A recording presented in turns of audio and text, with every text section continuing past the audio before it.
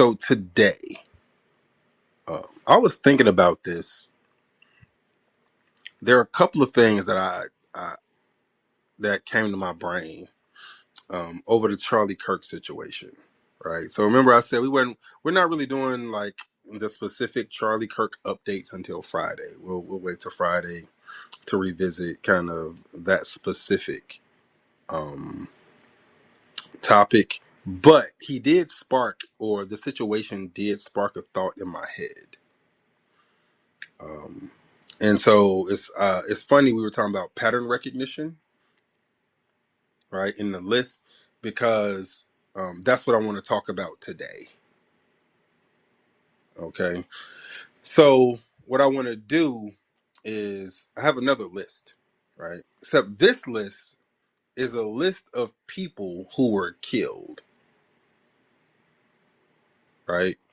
So I have a list of people who were killed, and so what I want to do is we're going to go over the who the person was. We're going to go over what one of their major topics was, right? What was going on with them that was so controversial, right? And what happened to them, right? We're going to go over who the person was, what was controversial about them, and what happened to them. Okay. And then from that, we'll see if we can spot a pattern. All right. So this is a good time to get some pattern recognition going. All right. Um, so that's what we're gonna do. So I had a list of famous people. So all these people are famous. All right. Oh, is Parsa here? Oh, Parsa is here. All these people. We can get an update from Parsa on Friday. He's back. He's back on the map. He disappeared for a minute, but we're gonna get an update from Parsa on Friday. All right. So we're gonna go over a list of famous people, um, and then we'll go over kind of um, what they're famous for, or what kind of controversy they had going on, and then we'll see if we can start to see a pattern amongst all of these tragedies. Right? Okay. So let me see. Here's my list. I'll be parking this in all kinds of places and shit. Um. Hmm. Uh. Let's Like see. here, I'm thinking about the first list that you did, the 25 um, things for Hmm. intelligent people, and then I start thinking about the different types of intelligence, and like, would all 25 of those go with all the 8 different types of intelligence, or would they be different? Would each intelligence be different and have their own characteristics or qualities to them? Does that make sense? Say it again. So you have your 7 different types of intelligence, like your analytical intelligence, your spatial intelligence, was it linguistic intelligence, interpersonal intelligence, things like that. So there's like 7 different types of intelligence. And I was wondering if all 25 of those things on the list you read would apply to all 7 types of intelligence, or do each type of intelligence have their own group of characteristics? Yeah, I think you can. I think with the list you just named are kind of sub applications to intelligence, right? So intelligence takes many forms, right? And so I think you were just talking about the different forms that it can take. I got you. I And got you. so the person, so the list I read was about the people, the traits that they exhibit. You know what I'm saying? All right. So we'll do this in chronological order. Let's do it in chronological order, right? So we'll start from like oldest, and then we'll come, you know, to the more modern, right? So the first person on the list, all right, Andrew Jackson. All right, first person on the list, Andrew Jackson. All right. Um, does anybody know what his his major issue was during his presidency? Anybody familiar with Andrew Jackson and what his major issue was? About the engines, or we talking about the Fed? You said the engines or the what? Serve. Right. Um, what, Mark? You know the story? Um, that's shit. I'll just say it like this. So I know they tried to kill Andrew Jackson like 7 times, something crazy like that. Survived every one of them. So what he what he said was like, f them and their Federal Reserve Bank. They're gonna be the death of us.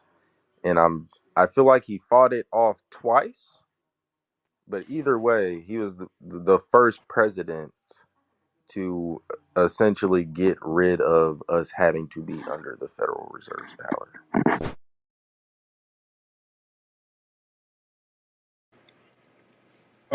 So it didn't start off as being the Federal Reserve, right?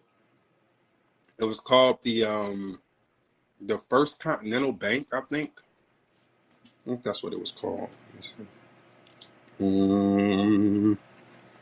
Oh, it was it was the first bank um, of the United States. Yeah, it was called the First Bank of the United States. That was the first central bank that we had in the country. Having a central bank was a big deal because the people that set up the country didn't want a central bank. Not at all. They lobbied against the central bank. They said that the central bank was the problem. They saw how the central bank was working in Europe and how corrupt it was and how it enslaved the people. And it was like, we don't want it.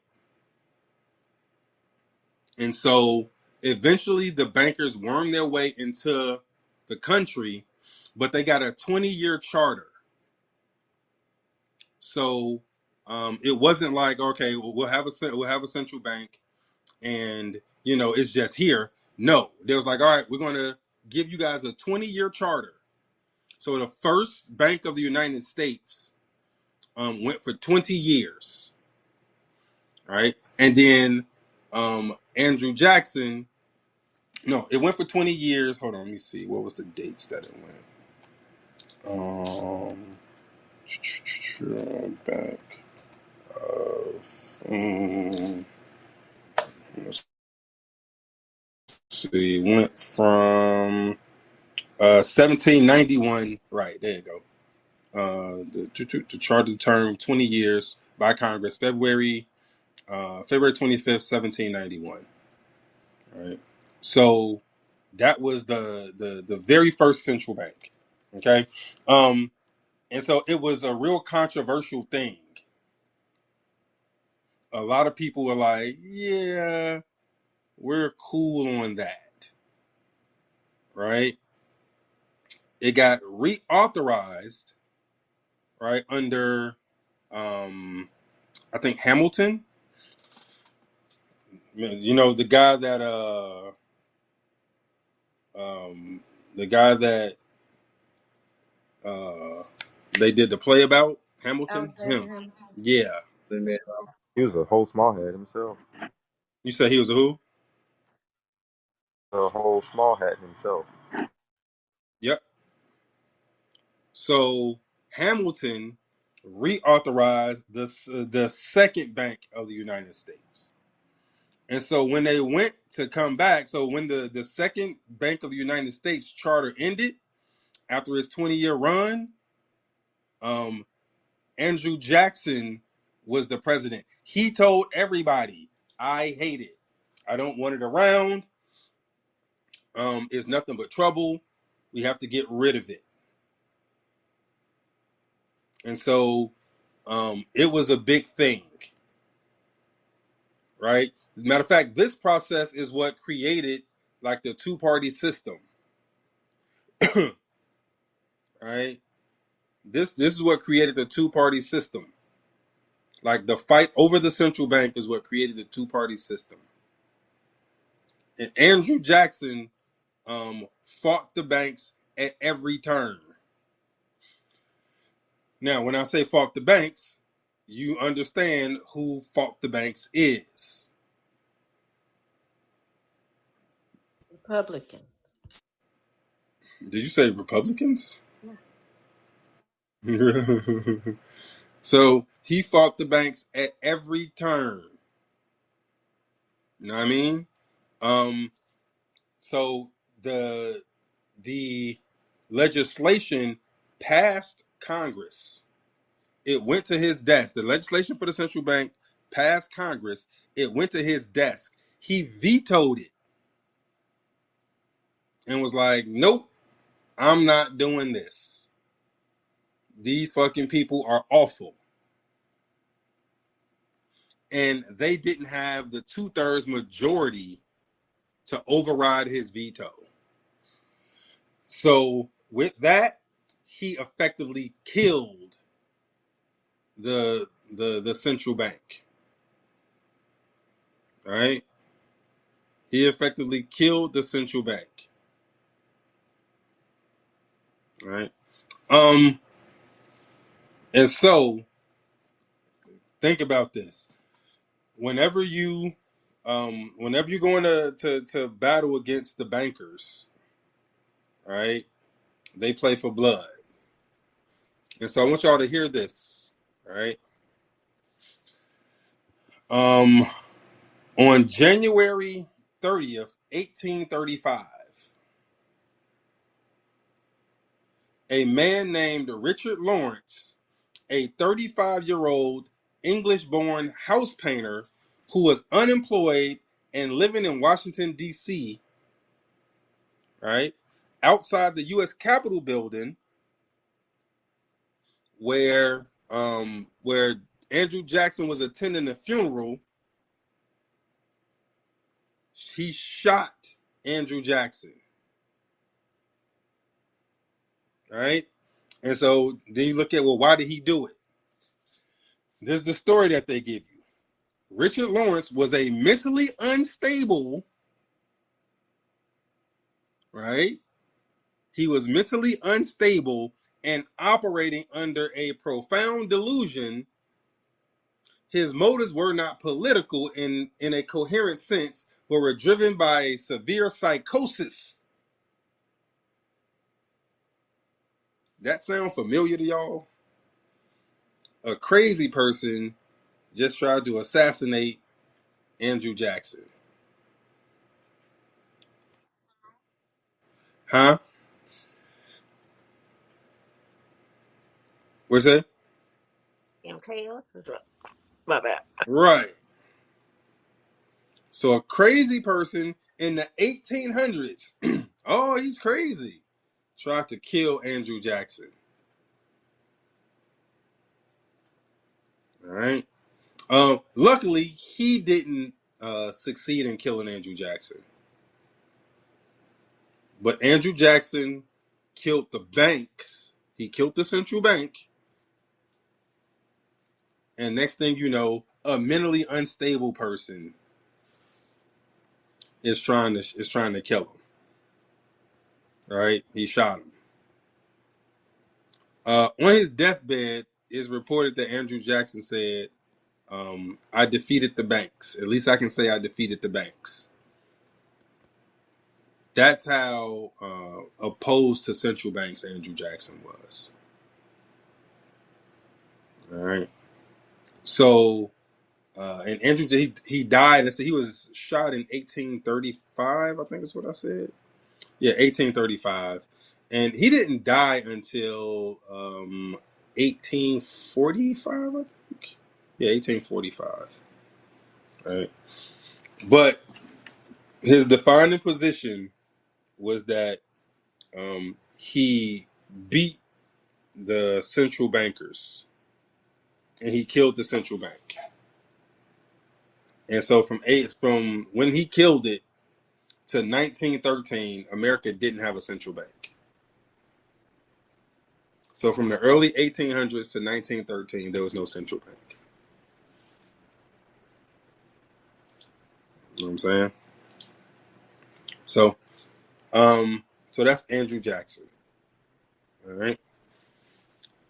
The next gentleman we'll look at is Abraham Lincoln. All right. Abraham Lincoln. All right. Anybody know what his defining um, issue was? The money, It free was, the slave, freeing the slaves and stuff. The greenback or the so money. remember, Lincoln didn't free no slaves. All right. Oh, Remember the what? Do you, The split of the the. union. Hey, yo. So most people will say what Marty just said, right? Which is uh, he was the president that oversaw the union splitting, right? But I don't think that was the biggest thing, his biggest battle, because he won that one. The money that he wanted to use the money Yeah, his biggest battle was back. so remember, ever since Andrew Jackson kicked the central banks out, they have been trying to get back in. Ever since the Andrew Jackson kicked out the central banks, they have been trying to get back in. And so Abraham Lincoln came. He was like, "Yo, we don't need a central bank. We have the greenback." What was so special about the greenback? The greenback was a government issued debt free currency. Government issued debt free currency.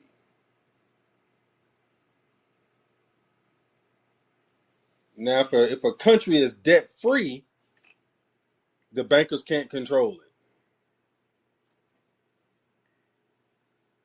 If a country is debt free, the bankers can't control it. They can't enslave it. And so for the central bankers, that's a slap in the face, right? What do you mean debt free currency? Oh my God. It's called the greenback. All right. And so You go, uh, Ramona. Hey, what? Oh shit. I'm just So telling. even though he went through a whole civil war, managed to make peace with the South, issuing the greenback was the most controversial thing he did. Issuing the greenback was the most controversial shit he did. Right? Um, what you say, Great Poseidon? He only did that to stop all that money them Southerners were making off the free labor. The greenback didn't stop it because they had to use it too.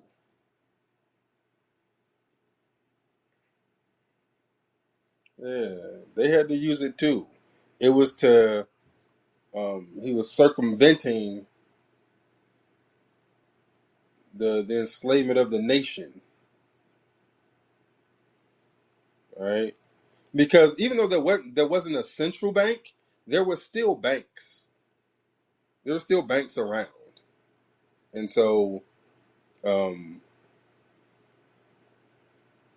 yeah, there were still banks around that was loaning money at exorbitant prices. Inflation was crazy, and so introducing the greenback was to help stabilize the currency and the economy. Now you know that they was lobbying him to get a central bank, and so he issued the greenback. Next thing you know, um, John Wilkes Booth peeled his cap back. All right, so now we got two presidents, both went against the central banks, and both of them ended up getting shot. That's two. All right. Let's see what we got next on the list. So that was Andrew Jackson, who died in 1845. Um, Abraham Lincoln, 20 years later, died in 1865. All right. Um, the next notable figure who was killed, Tsar Nicholas II of Russia. Tsar Nicholas II of Russia. Anybody who's been um, around here, you should know who Tsar Nicholas II was and what's important about him. Anybody who's not? There you go. Ramona's got it. His whole family, right? That's the one His with the whole whole family family. was murdered. Yes. Oh, it was Why? Who murdered? Well, what controversial issue was Tsar Nicholas II involved in? Was it the pogroms? Oh, yeah, exactly. What's the pogroms, Mark? Those and smashing small hats' heads. Bruh. So the let's just say it like this: Tsar Nicholas II was not a fan of the Jews, right? He prevented them from holding office. He kept them out the military, right? Um, he didn't. Matter of fact, during the war, he didn't want them. He didn't want them living near the front lines. Tsar Nicholas II was not a fan, and he was a Christian, all right. And so, um, what you say of the who? What you mean, Ramona? the clip. Oh, yeah, that's funny.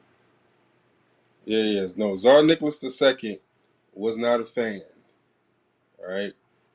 Um, so the Bolsheviks. He was killed by the Bolsheviks.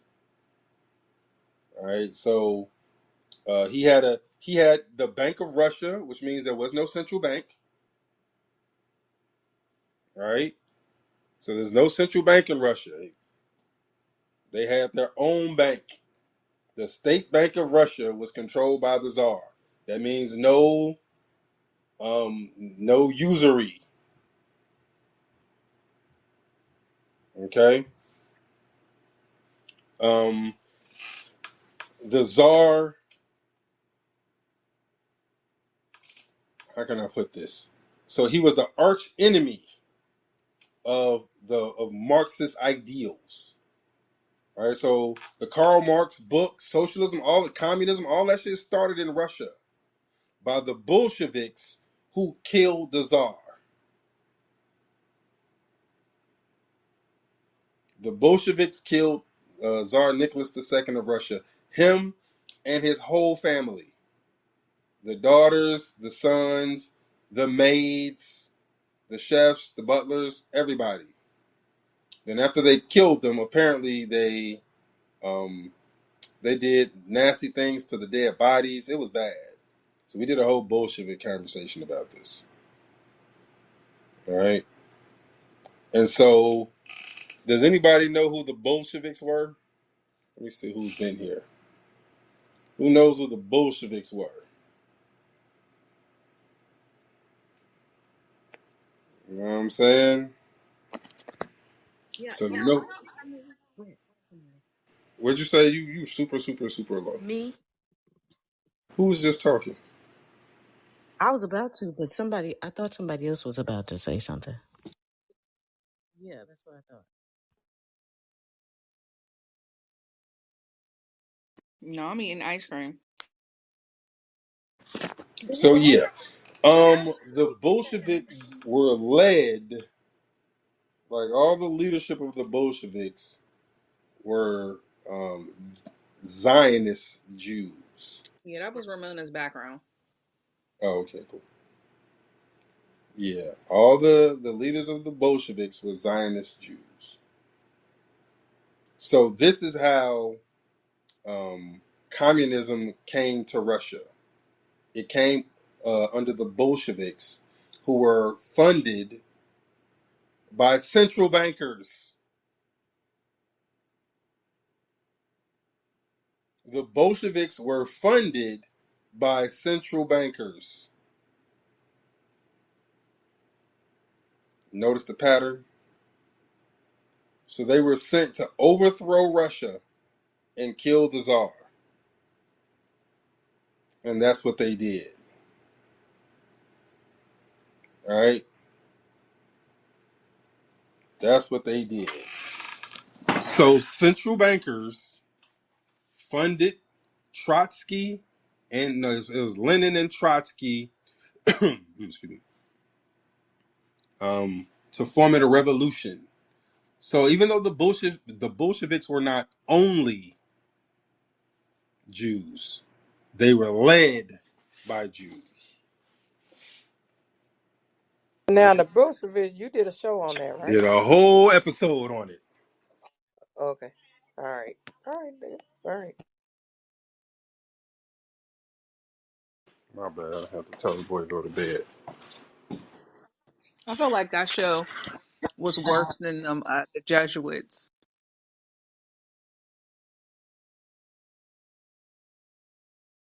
Me too. Pretty graphic. Um. So So yeah. Linnell, Hmm? do you know why they use the term Bolsheviks or what that means? Some innocuous ass shit. Rock. Well, I had looked it up and because I was about to ask you. Majority. Yeah, majority. Yeah, mm-hmm. You said what? It looks. It stands for what? Majority. That's how they do it, right? They'll take a word and twist it around, give you some double speak, 1984 style. You know what I'm saying? We are the majority. The majority. Um. So yeah. So that's Andrew Jackson fought the central banks. He got shot. Abraham Lincoln offended and fought the central banks. He got shot and killed. Now you got Tsar Nicholas II, who the central bankers um, funded Lenin and Trotsky to form a revolution in Russia to get rid of him and his whole family. It wasn't just I him; it was mean, him and his whole family. to Ramona's point, as far as being considered like the name being the majority, it's the majority based off of the vote of who wanted things to change, not necessarily the majority of population of like people. You know what I'm saying? Like that's why I'm thinking. Oh yeah, like in the party. Right. You said like in the party. Yeah, yeah, yeah, yeah. People that wanted to flip. I don't think it was even that. I think it was some shit they made up to make it seem like it's a populist movement. Like yo, everybody wants it. Right? There's some shit they named themselves. It's kind of like the Patriot Act. You know Hey what I mean? Rosie. Kind of like the Patriot Act.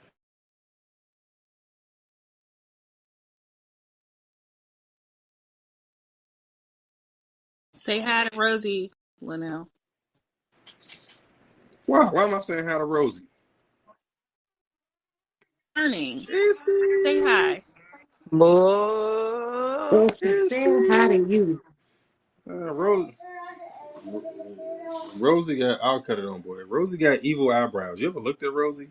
Her eyebrows come to a point See, up top. see, Rosie, Just this say is hi why back. you should jump in the next time. Don't do it. Not you scared of Rosie. Mm. Yeah, no, that was rock. Hey, Rob. Over I was there just about to raising them say it's time for heathens. everybody. It's time for everybody to get their ass Oh, in the bed. What's he it's chilling Rock. doing up? Hey, Rob. Bed. Dude, I was up because I be up here talking to y'all, and I'll lose track of the time. Nigga, I look, I said 10 o'clock. Oh shit! And he, you know what? He was in there being real quiet, so I wouldn't hear him. So yeah, that was his move. Good job. Good job. Yeah. All right. So yeah. So now you got Tsar Nicholas II. All right. So we starting to catch the pattern here, right? So we got three heads of state, all shot. All right. Well, two got shot. They killed Nicholas on some other shit. I don't even like how they killed Nicholas II with some whole other shit. Okay. So let's go to the next. The next people on the list. Um. Uh. All these people got killed at the same time. Uh. Isidor Strauss, John Jacob Astor the Fourth, and Benjamin Guggenheim. I mean, when it comes down to it, at the end of the day, people are dying because others want control. So again, it's just a little bit more to it. All right. So what what did those three guys? What was their central issue? Against the Federal Reserve. All right. So these gentlemen were on the Titanic when it sank. More central bank shit. All of these gentlemen were on the Titanic when it sank.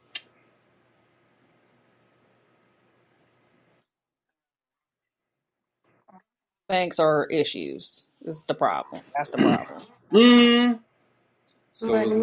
it's not the central banks. All right, not the central bank. So John Jacob Astor the Fourth was a he would be considered a billionaire in his time. Benjamin Guggenheim, billionaire in his time, and Isidor Strauss. All three of these gentlemen were against the formation of the central bank. So remember, the Titanic sank in 1912. The Titanic never I mean, sank. well, the boat went down in 1912 when these gentlemen were killed. Right. The central bank was created in 1913. Right. So this the thing. Y'all remember in the movie when uh like Jack and the dude was running around going after each other, and that dude got killed before the boat went down. Right. I'm willing to bet those dudes were dead before the boat went down. You had to make sure they did. Then they went into the water so that they can't be, I'm willing to bet those dudes were dead before the boat went down. All right, they were dead before the boat went down, and so that was 1912. What was founded in 1913? There were four things founded. What you got? Who wants to take a guess on what they were? You said there Four. were four things: There were four organizations founded in 1913. Which one or what were they? the Federal Reserve, the IRS, That's and true. Federal Reserve is one. IRS is two. uh, I'm gonna tell you. Hold on. Oh, FBI or CIA, one of them. The FBI was founded in 1913. And the last thing, y'all probably wouldn't guess this one, the Anti-Defamation Oh, League. ADL. The, yeah. Hey, I was guessing that, but I was like, I don't know. Mm-hmm. Oh, I So would have never remember. got that one. So the Titanic sank with the opponents of the Federal Reserve after the second Bank of the United States had been killed by Andrew Jackson, and Lincoln prevented that shit. The second bank, I'm sorry, the Federal Reserve comes into existence in 1913. And if you got a Federal Reserve and people paying taxes, you need somebody to collect the taxes. So the IRS was founded the same year. And then the people that don't pay, well, shit, that's a crime. So we need somebody to investigate them. The FBI was founded the same year. And if people start getting suspicious about who's running all of this shit, we got to have some way to throw them off the trail. And so you got the Anti-Defamation League, all founded in 1913.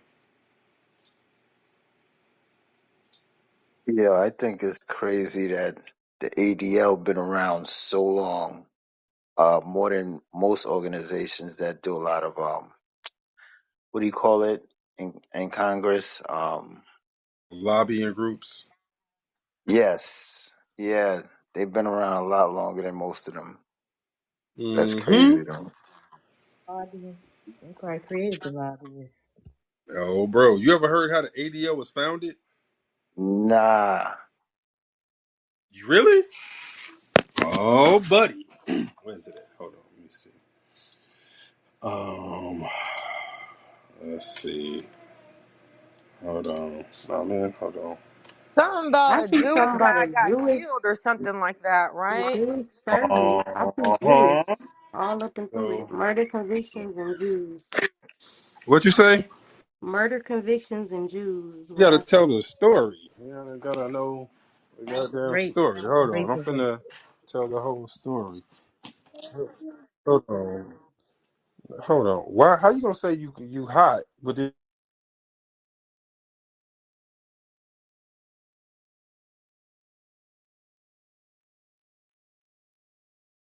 you wouldn't be underneath the cover? Oh, he hot. The hell? I didn't say I was high. He could He be hot. hot. Not underneath the cover. Yes, he can because if he take the cover off, then he get too cold. So it's like an in between. No, but he was bugging me to come cut the air conditioner on. Not you want to run my I was say, electricity, but wait, you who know what we I'm saying? talking about? I'm confused. Yeah. Hell no. Good night's sleep and a good morning wake up.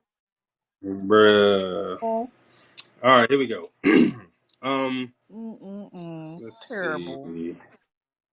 Terrible what? Hold on. Where's it at? What the hell is it? This ain't it. No, this ain't it.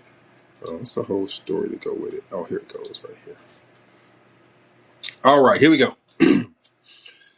Um, so many of you know that B'nai Barai organization gave birth to the ADL while defending an Atlanta chapter president, Leon Frank.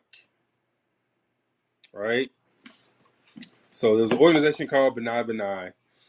Um, the Atlanta chapter president, Leon Frank, raped a raped and murdered a 13-year-old girl who he was employing along with many other teens against child labor laws. Leon Frank ran a pencil factory sweatshop and often flirted with his illegal underage employees. The ADL was formed to defend him when he murdered and raped Mary Fagan. The details were so disgusting. Her underwear was ripped and bloodied, and she was strangled to death with a wire. Her head had also been pummeled with a pipe. She went to get her paycheck of a mere $1.20 and never returned home. She was raped and murdered, and then her body was dragged to the basement. Police found strands of her hair and blood on the floor above right across from Frank's office. Frank nervously revealed the victim's name in front of the police before they had even given him such details. This is some shit right out of a goddamn TV show. The ADL was going to get him released purely based on the fact that he was Jewish and a high profile crime made Jews look bad. Arguably, a Jewish organization trying to get a child murderer off the hook make Jews look worse. They would like one to believe that he was innocent with the fake news history and will tell you on Wikipedia, which Israelis paid to edit. Leon admitted on the witness stand to the jury that he was unconsciously at the scene of the crime when the murder occurred. He was there unconsciously. He was convicted. The grand jury voted 21-0 to indict him. Four of those jurors were Jewish, right? Um, the ADL would try to argue that the jury wrongfully convicted him because of anti-Semitism rather than because of all the evidence that showed he did it. All right. He was convicted after a judge, Leonard Rowan, rejected all appeals. He ordered Leon to hang on his birthday, April 17, 1913. However, Frank was unanimously elected president of B'nai B'nai chapter again, even after being convicted of rape and murder. He had one last method to weasel out. Jewish pressure groups. He appealed the governor, the lame duck governor, John L. Slayton, in a very Clinton-esque move. He commuted Leon's sentence his last week in office. He changed the death penalty to life in prison. Frank was knifed in prison by an inmate who took justice into their own hands.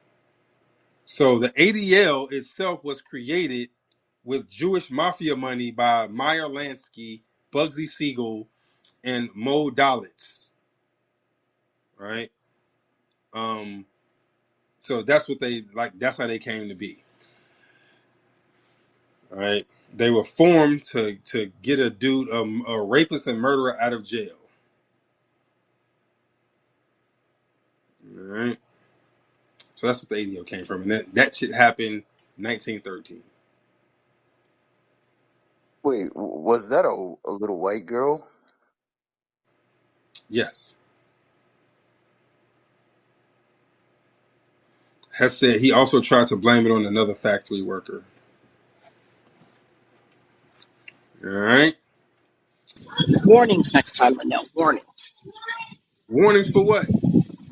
The content in which you were reading Yeah, was. I don't know if you. I don't know what graphic Oh, the you last ain't time you heard said it. trigger warnings are worse than just saying the thing right out. So when you say trigger warning, people get anxiety, and then when you say the thing, they get more anxiety. So you get double anxiety. However, let's just say the thing, then you only get the anxiety once. You know what? I feel like I automatically just blocked that out because I have no idea what you said. Because it was bullshit. Yeah.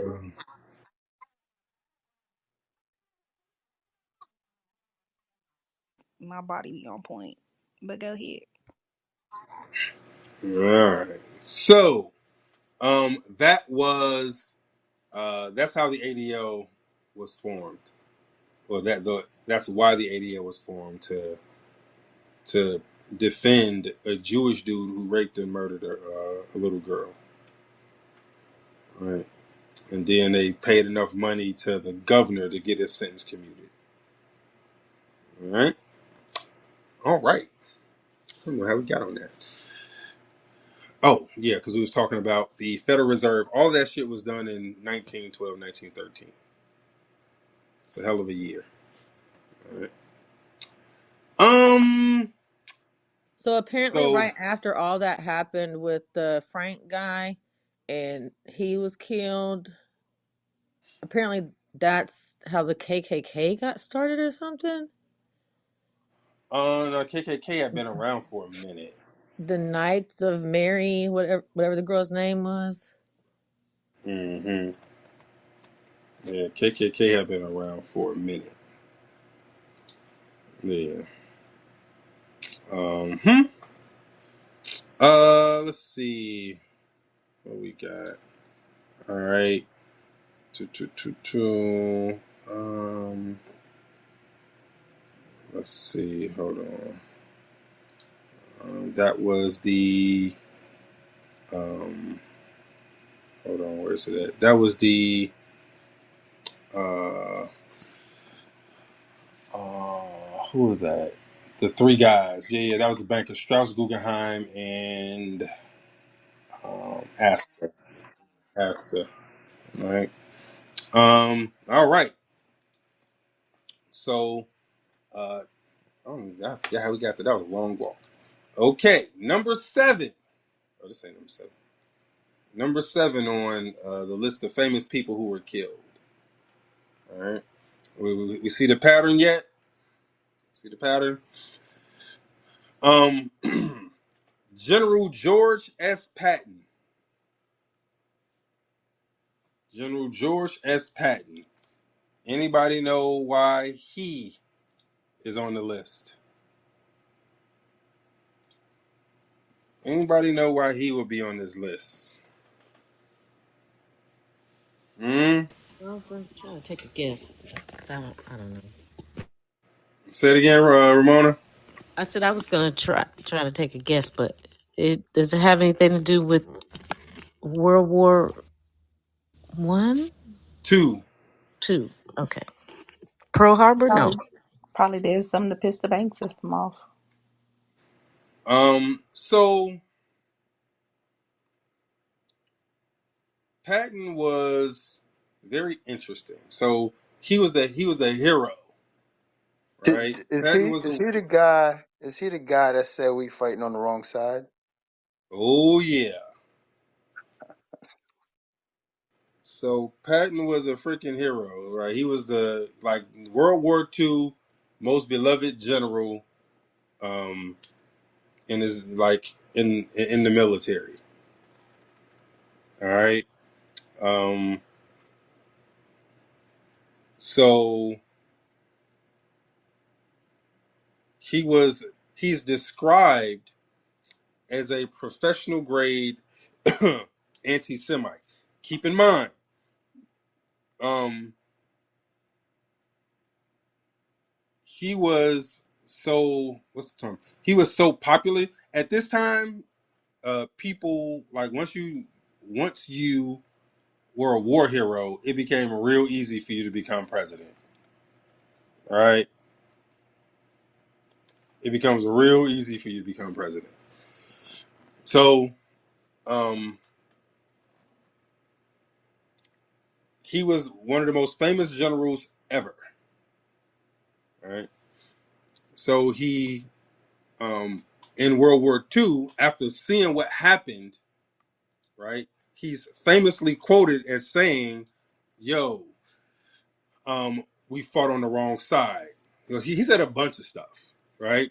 So let's see. Patton journaled then that the displaced person is a human being, which he is not, and this applies particularly to the Jews who are lower than animals.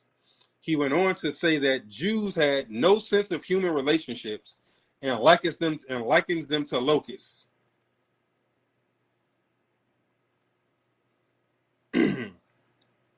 Patton wasn't all talk. He let Nazis bunk with the Jews, gave them positions of authority, disobeying General Eisenhower's command to denazify the camps. Patton's overseeing was what they call dreadful. So all right. So this is what they're saying about him. So this is coming from a Jewish paper, right? So he let Nazis bunk with Jews. They they called him cruel and dreadful, right? Um, Truman, in a letter to Eisenhower, wrote, "We appear to be treating Jews as the Nazis treated them, except that we do not exterminate them. one is led to wonder whether the German people are not supposing that we are following or at least condoning Nazi policy. So this was Patton doing this. This was Patton doing this, right?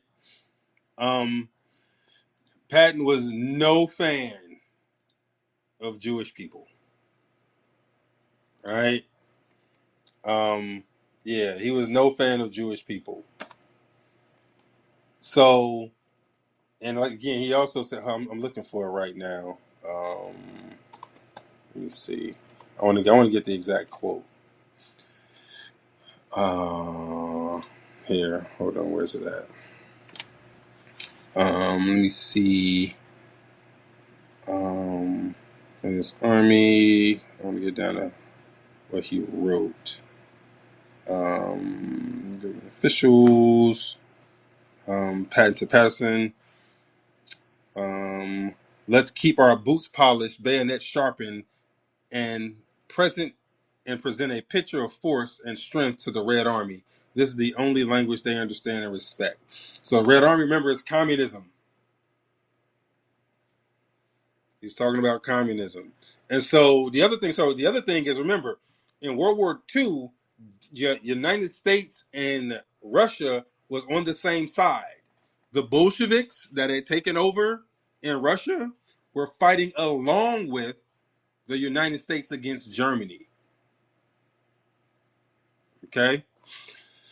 So Patton, um, so this is what he wrote. So when he was talking about the Red Army, he's talking about the Bolsheviks in Russia. Okay. He also said, I understand the situation. There, the Soviet supply system is inadequate to maintain them in a serious action such as I could put them in. They have chickens in a coop and cattle on a hoof, and that's their supply system. Right? They probably maintain themselves in the type of fighting I could give them for 5 days. After that, it would make no difference how many millions they have. And if you wanted Moscow, I could give it to you. So he's talking about, yo, I could go and fucking invade Russia right now, right? Because he did not like communists at all. Did not like communists. Um, Let me see. What did he say? I'm looking for the one where he talked about um, Germany. Hold on. Let's see. Having immediately recognized Soviet danger. Um, Hold on. Is this the quote? Hold on. Oh no, yeah. I think this is the quote. Um, okay, no, not this one. Fight them. So he What was about the trying. harder we push the that Go one? ahead. Is that it? Go. Let me hear it. It says the harder we push, the more Germans we will kill. The more Germans we kill, the fewer of our men will be killed. Pushing means fewer casualties. No, no, no. I'm talking about the one where he's um where he's talking about how they fought on the wrong side. So let me see. This is when he was describing a camp. Where although Rome existed, the Jews were crowded together and expelled an extent, and in practically every room there were a pile of garbage in one corner, which was also used as a latrine. The Jews were only forced to desist. Well, the Jews were only forced to desist from their nastiness and clean up the mess by which the threat of butt end of rifles. Of course, I know the expression "lost tribe of Israel" applied to the tribes which disappeared, not the tribe of Judah from which the current sons of bitches are descended. However, it is my personal opinion that this too is a lost tribe, lost to all decency. This is him talking about Jews, right? This is him talking about Jews. Was Patton? Yes. Yeah. All right. Um, let's see. Hold on. No, not that one. It's in German housing. No, I'm looking for the other one. Robin, can you find it? Like it's like I got a bunch of I'm this quote. looking. Yeah, yeah, yeah. Is this in factories going up to the ends factories, preventing Germany from preparing for war? He expressed doubts to his military colleagues about overwhelming emphasis being placed on the persecution of every German who had formerly been a member of the National Socialist Party. In a letter to his wife in September 14th, 1945, he said, I am frankly opposed to this war criminal stuff. It is not cricket and is Semitic. I am also opposed to sending POWs to work as slaves in foreign lands, i.e., the Soviet gulags, where many will be starved to death. Despite his disagreement with his disagreement with official policy, Patton followed the rules laid down by Morgenthau and others back in Washington. I have been at Frankfurt for a civil government conference. If what we are doing to the Germans is liberty, then give me death. I can't see how Americans can sink so low. It is Semitic, and I am sure of it. So this is all entries from General Patton. Today we received orders in which we were told to give Jews special accommodations. If for Jews, why not Catholics, Mormons, etc.? Why are we are also turning over the French several hundred thousand prisoners of war to be used as slave labor in France. It is amusing to recall that we fought the revolution in defense of the rights of man and the Civil War to abolish slavery, and now have gone back to both principles. Let's go back to hundreds of thousands of prisoners of war used as slaves, because that's what they Mm-hmm. were. Facts. Mm-hmm. Um. Okay, so let me see. After a visit to ruined Berlin, he wrote to his wife, July 21st, 1945. Berlin gave me the blues. We have destroyed what could have been a good race, and we are about to replace them with Mongolian savages, and all Europe will be communist. It's said that for the first week after they took it, they're talking about Berlin, all women who ran were shot, and those who did not were raped. I could have taken it. I could have taken it instead of the Soviets had I been allowed. Let's also pay attention to Mongolian savages. Replace them with Mongolian savages. Hey. So he's talking. Remember, he's talking about the motherfuckers that came out of goddamn um, uh, fucking Yeah, Ukraine. but it's a replay. So they took their prisoners of Mm-hmm. war. Same thing they did here. Replay it. That's facts, 100%. Let's see. What else did he write? Later diary entries and letters to his wife reiterate the same conclusion. On August 31st, he wrote, "Actually, the Germans are the only decent people left in Europe. It's a choice between them and the Russians. I prefer the Germans." And on September 2nd, he wrote, "Excuse me. What are we doing? What we are doing is to destroy the only semi-modern state in Europe, so that Russia can swallow the whole." So as you can tell, General Patton is not happy with what's going on. All right, he's not happy with handing over Germany to the Russians. He's not happy with handing over slaves to the French. Right, he's not happy at all. Um, let's see. The unmistakable hatred which had been directed at him during this press conference finally opened Patton's eyes fully as to what was afoot.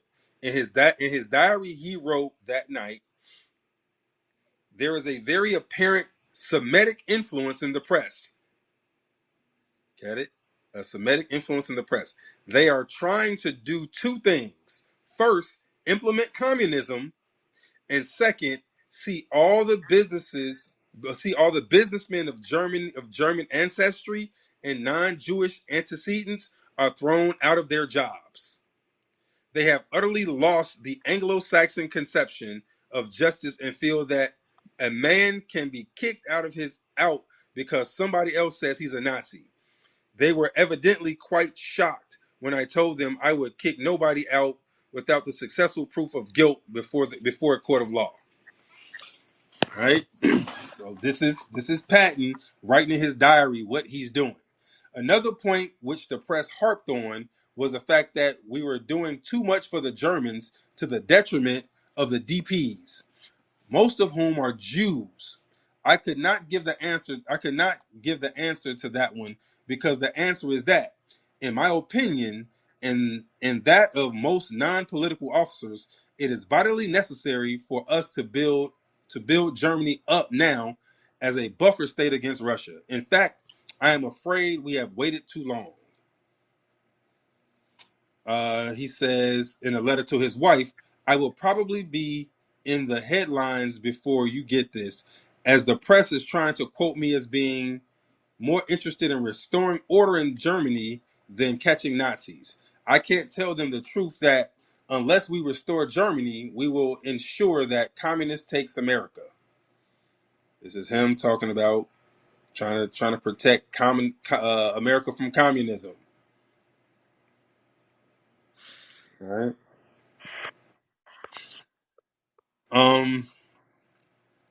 Let's see. All right. So here he says, um, he was showing. Let's see. He saw the demoralization of the army as a deliberate goal of America's enemies. I have just as I have been just as furious as you at the compilation of lies which the communists and Semitic elements of our government have leveled against me and practically every other commander. In my opinion, it is a deliberate attempt to alienate the soldier vote from the commanders because the communists know that soldiers are not communistic and they fear what 11 million votes of veterans would do. So this is him talking about um, what happens when veterans vote. It's like, yo, the soldiers don't like this shit, right? The soldiers don't like this shit. And if they get back and start voting, the people in power don't want to see what the fuck is going to happen. And so um, he wrote, it is my present thought that when I finish this job, which will be around the first of the year, I shall resign, not retire, because if I retire, I will still have a gag in my mouth. I should not start a limited counterattack, which would be contrary to my military theories, but wait until I can start an all-out offensive. So this is Patton talking about he don't like what's going on. And as soon as he gets done with what he's doing, he's going to fucking do something about it. The only one that I can find, but it's not the same. It's not exactly the same. I think we've been fighting the wrong people all this time, but I've Yeah. oiled my belly so I can stay with them on the vodka. My front will be as good as theirs. Yep, that one. Okay. He said, we've been fighting the wrong people the whole time. We've been fighting against Germans the whole time. We should have been fighting against them, the communists, the Semitics. Okay? So, so 2 weeks before remember the last thing I read, it said he was like, yo, when I finish this job, I'm going to resign. I'm getting out and I'm launching a fucking counteroffensive. And remember, he's the most popular fucking person in the military. He's going to win presidency. So 12 days before he left Germany, he got into a car accident. It was a small fender bender. Right? 12 days before he left Germany, he got into a small fender bender. They put him in the hospital, and he died of an embolism.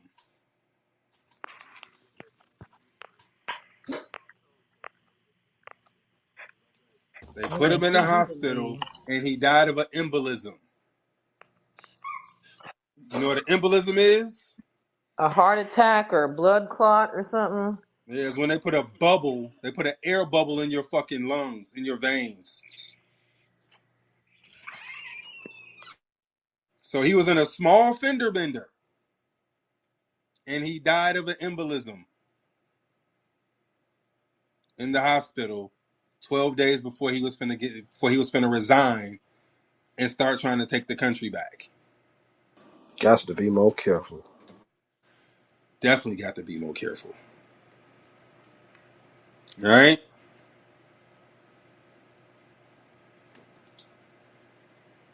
So that was in 1945. All right? General Patton was very, very, very vocal, not only in his diary, but to letters that he wrote, like in letters that he was writing to people about what was going on.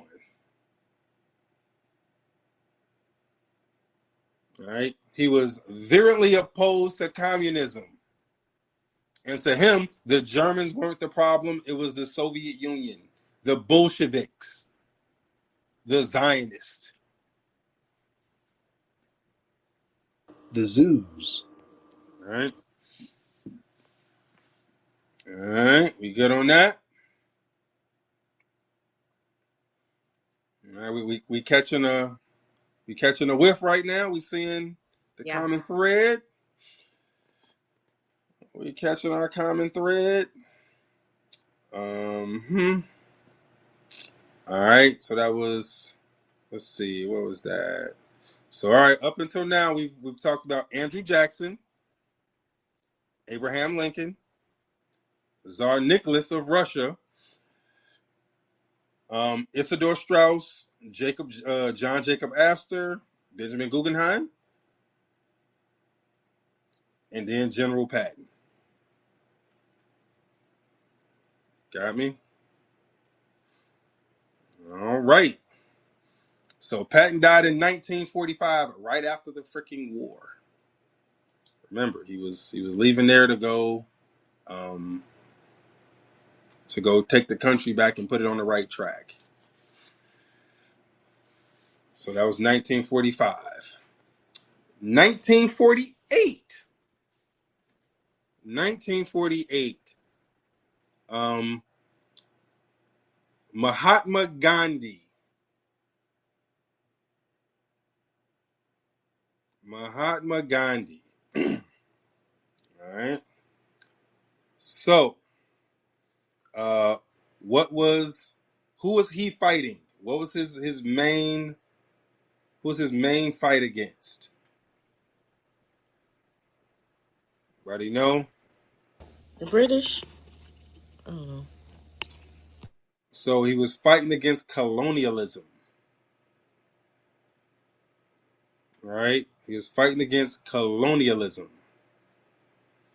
So he was an advocate for self-sufficiency. Right? Um, it's called, what's it, Swadeshi? Self-sufficiency. And so he hated exploitive systems, right? And large centralized financial power. What does that sound like? Central Bank. Central A Bank. central bank. Exactly. This is Gandhi saying, no, that central bank shit is bullshit. I like it not. The central bank shit is bullshit. I like it not. All right. um. So his vision for Palestine. Let's see what he thought about Palestine. Gandhi believed that Palestine should remain under Muslim control with its holy sites accessible to people of all faiths. He argued that any attempt to establish Jewish sovereignty over the region through military or political manipulation would be unjust. In a 1921 interview, he stated, "The holy place of Islam, including Palestine, must remain under Muslim control and be freely accessible to all. There is no justification for granting Palestine to Jews under the pretext of war or imperial favoritism." Hmm. Hmm. He also rejected the British claim that Jews would become a wandering people without control over Palestine. In Young India, he wrote, "The idea that Jews must dominate Palestine to avoid becoming a stateless people is flawed. Such control should not be achieved through the deceit or by undermining moral principles." Mm. Huh. Well, that's interesting. That's Gandhi. All right. You know, the most famous dude in India talking about how Palestine should remain under Indian control. Let's see what did Gandhi say about Zionism. Gandhi viewed Zionism as an imperial project that risked exacerbating global tensions. While he acknowledged the historical and emotional ties of Jews to Palestine, he opposed the establishment of the Jewish state through force or external intervention. He believed that such an approach would alienate the Arab population and undermine the possibility of peaceful coexistence. So he wrote this: "I understand the Jewish longing for Palestine, but this goal should not be achieved through the use of force or British military support. True Zion lies in the human heart. The spiritual Jerusalem is accessible to all everywhere." Gandhi was particularly critical of British imperialism in the region. He argued that the British decision to allocate a significant portion of Palestine to Jewish settlers without consulting the Arab majority was a violation of ethical and political principles. He wrote this in Young India: "The British policy of granting Palestine to Jews under the guise of wartime promises disregards the rights and aspirations of the Arab people. Such actions violate the very principles of justice and fairness." He reiterated, "If the Jews wish to gain support of the Arabs, they must free themselves from British protection and seek peaceful resolution. The use of terrorism or external force to seize Palestine is morally indefensible." Yo, Gandhi's going crazy. Crazy. Right? Not on Jewish people so much, but on the idea that they should just take Palestine. Right? The idea that they should just take Palestine. He was like, nah, not at all. He said, if the Jews want to live in Palestine, they can do so by making the Arabs their friends. They do not need to accept British and American help. Y'all think they would ever do that? So this motherfucker said to them, so this was written in the Jewish Chronicle. He said, "Zionism in the spiritual sense is a good idea. It means keeping Jerusalem in mind, but the political Zionist idea of colonizing Palestine does not appeal to me at all. The Palestine depicted in the Bible is not a geographical area. It is something that must be located in the mind. The move to make geographical Palestine a national homeland under the shadow of the British gun is dangerous. A religious goal cannot be achieved with a bayonet or bombs. Shit. That's all they've been Sounds like you using. saying that ain't the real Palestine, also. Exactly. Exactly. So this is Gandhi. This is Gandhi. Time out, time out, time out, time out, time out. We're talking about Palestine here. The same Palestine that was there before 1948. He said it shouldn't be there. No, so remember, Israel, I mean Palestine was there. He was saying that Palestine like is in the mind. He was like, that's not the biblical Palestine. The place they're calling Palestine isn't the that's not the biblical Palestine. That's what he is saying. Oh, you mean like the promised land, so to speak. Right. Okay, Right. all right, okay. Yeah, yeah, yeah, yeah, yeah. All right. um, all right, so um y'all heard how he felt about pretty much the everything that was going on in the Middle East. All right. How he felt about Palestine, the Zionists taking over, the violence, all of that shit. And so on January 30th, 1948, a Hindu nationalist named Naturam Godse, right? Naturam Godse, that was the dude's name. He assassinated Gandhi. Naturam Godse um, opposed Gandhi's policies because he believed Gandhi's focus on religious tolerance and appeasing Muslims was detrimental to Hindu society and sovereignty, particularly in the context of the partition of India and the resulting violence. So they're framing it like dude was um like he was financed right by Pakistan, right? And that um he was a pro Hindu. That's what they're making it seem like. That don't even sound right. Hmm. Hindus are hmm. violent like that? Bruh. He shot Gandhi 3 times at point blank range. Hmm. But remember, it's always about something else. Remember the dude that shot Andrew Jackson was mad. So he was a crazy person who thought he was the heir to the throne of England. All right.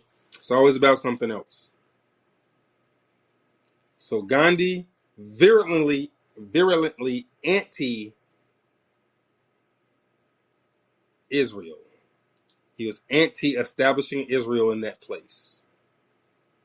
He was very vocal about it. All right. Very vocal. And so him, just like with several other people that we talked about, all right, y'all starting to see the pattern yet? Catching the pattern? Let's see. Who's next? So that was 1948 with Gandhi. Damn, they tried to kill this nigga 3, 4 times. 3 times, yeah. They tried to Yeah. assassinate Gandhi 3 times. He was talking cash shit. He was talking cash shit. Tried to kill him 3 times. All right. The next death,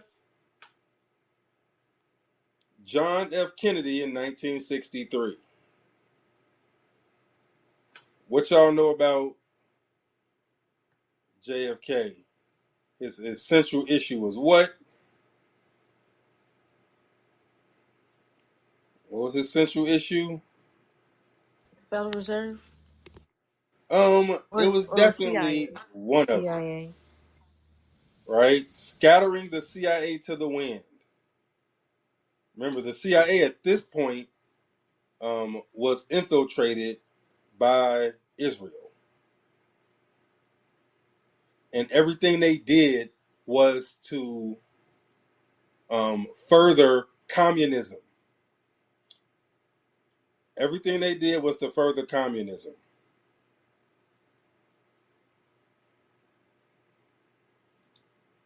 right? So I'm gonna do. So y'all heard about the McCarthy hearings? Andrew McCarthy. I think that's his name. Was it John McCarthy? I think it's Andrew McCarthy. Yeah, Andrew McCarthy. Yeah. So I was kind of gonna fold the McCarthy hearings into this conversation, but when I started looking at it, I was like, oh shit, it's way too much, right? Would it Like need its own? it's got to be its own thing. So one of these days we're gonna talk about the McCarthy hearings, right? And how, hey yo, hey Great Poseidon said everybody's a communist. He was not wrong. The more and more you look into it, what I realized is that Senator McCarthy was not wrong. And so I'm gonna do a whole cook on it. I'm gonna do a whole fucking cook on it. That what he was saying was true. He was dude. He was the white Dame Dash. He was out in front of everybody, screaming at the top of his lungs what was going on, and ain't nobody believe him. So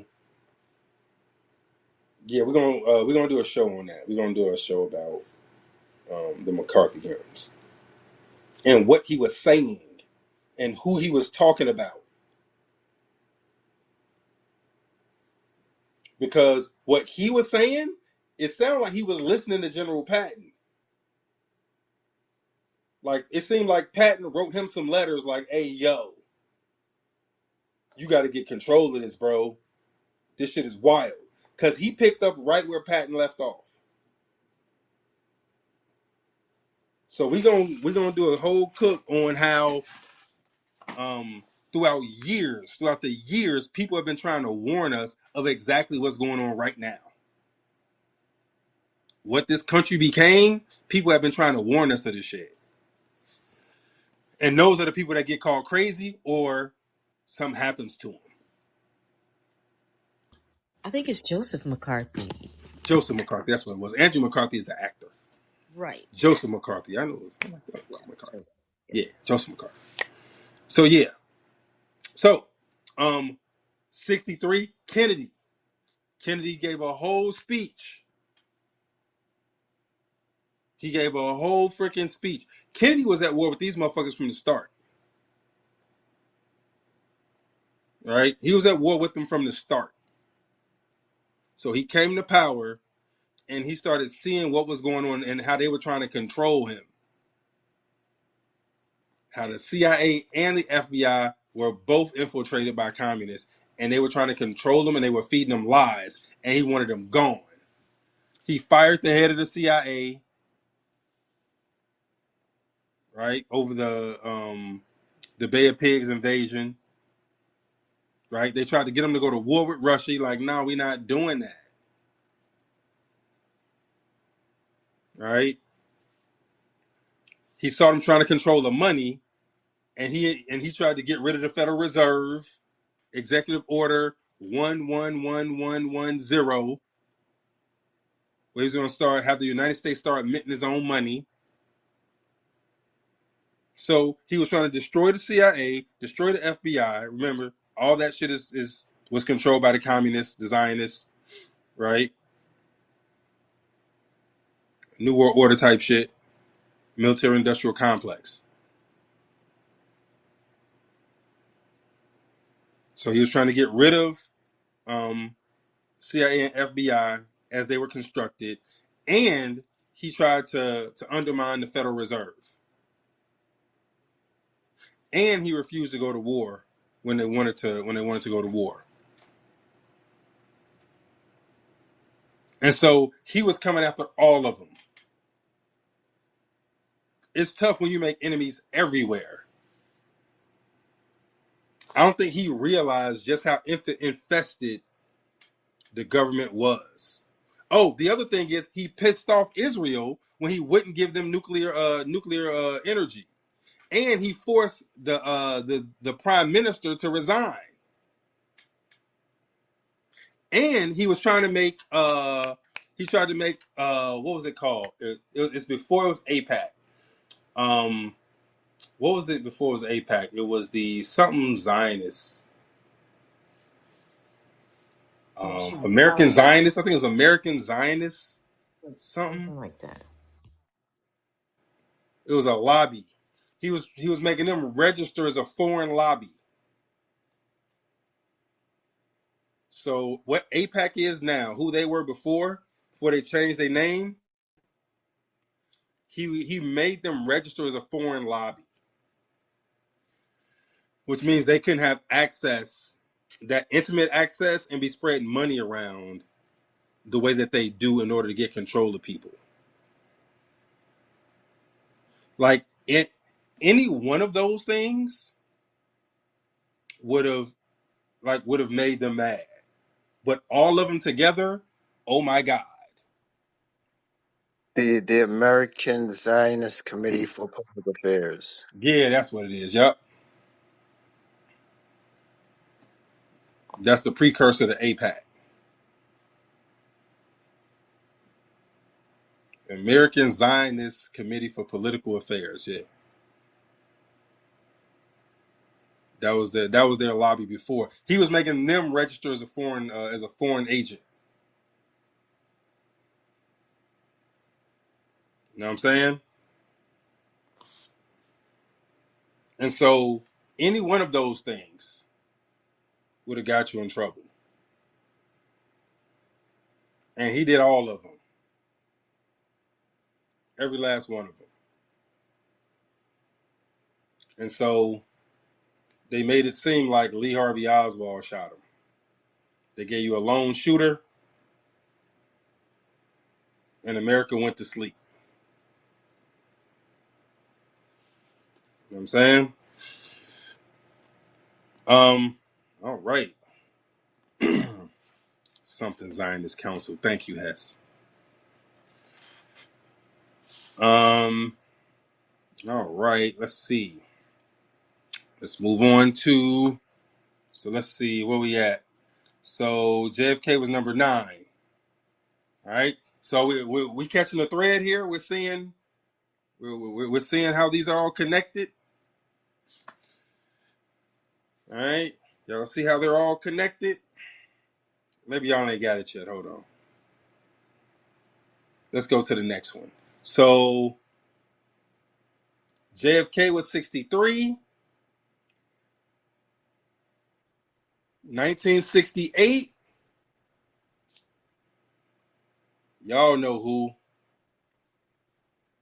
Michael King Jr. As some of you might know him, Martin Luther King the Jr. Martin Luther the King. Right? So, to me, this is important because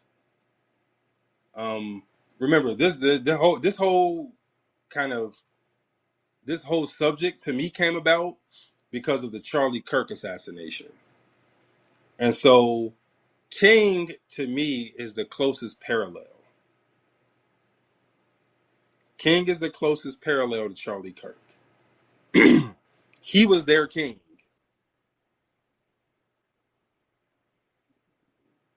The young white conservative, Charlie Kirk was their Martin Luther King. He was their voice. And just like Martin Luther King, his platform was built by the Zionists. King's platform, everything King accomplished was built by the Zionists. They put him in that position. He was funded by the Zionists. They were his speech writers. They helped him organize. They taught him how to organize. Right. I show everybody the picture of him. I think it was Ralph Abernathy and Rosa Parks at the communist training school. And so he was trained by communists to enact communist tactics.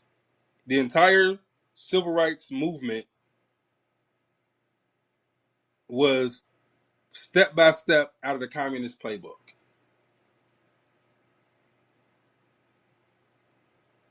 One of his top advisors, Bayard Rustin, was a known communist. All right, and so this is when the parallels, like the whole thing, parallels Charlie Kirk.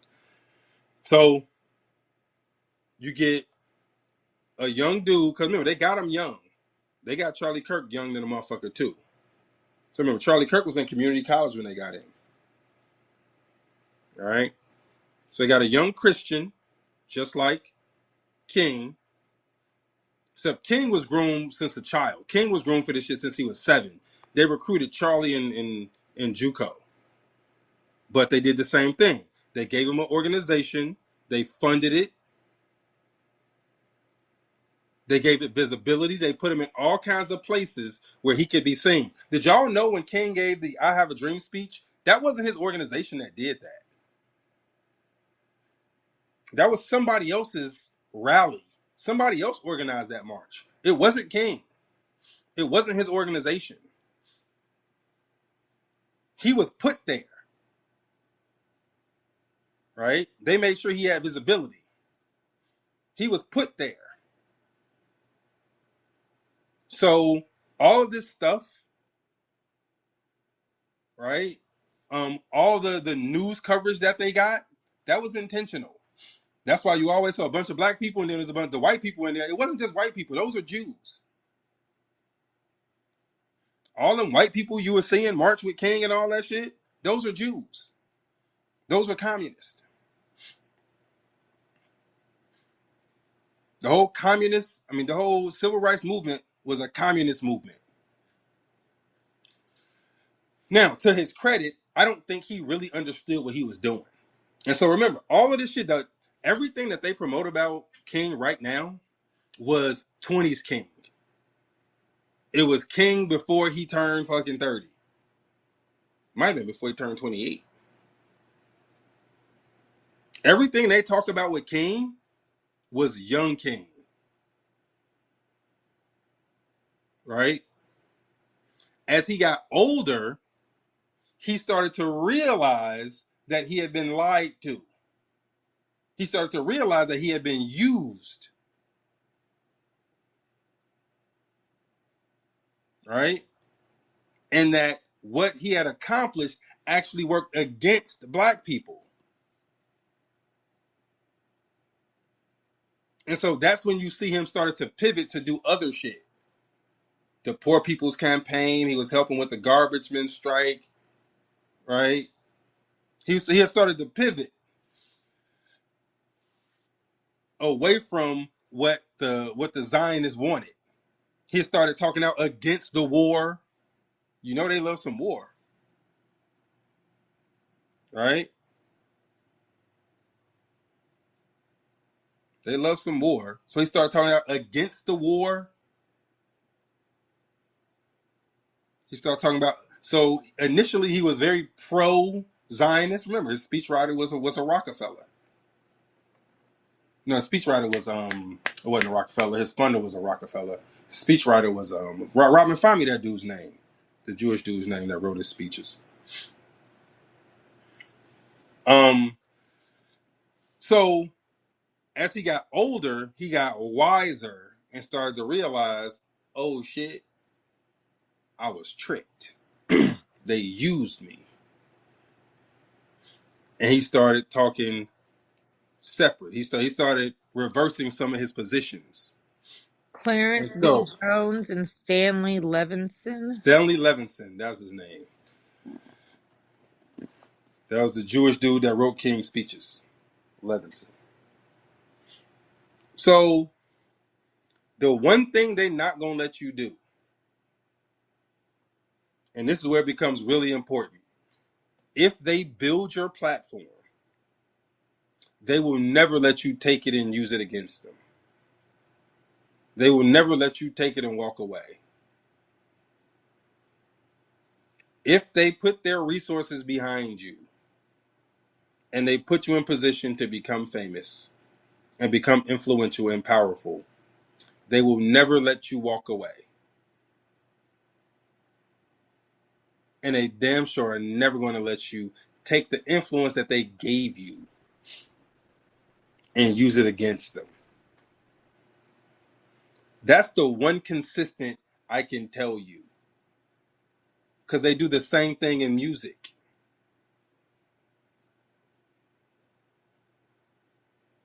If they make you famous, they're not going to let you leave and go independent. They'll put your ass in jail first, or they'll fucking suicide you, or they'll OD you. They'll never let you go. Not with the shit they gave you.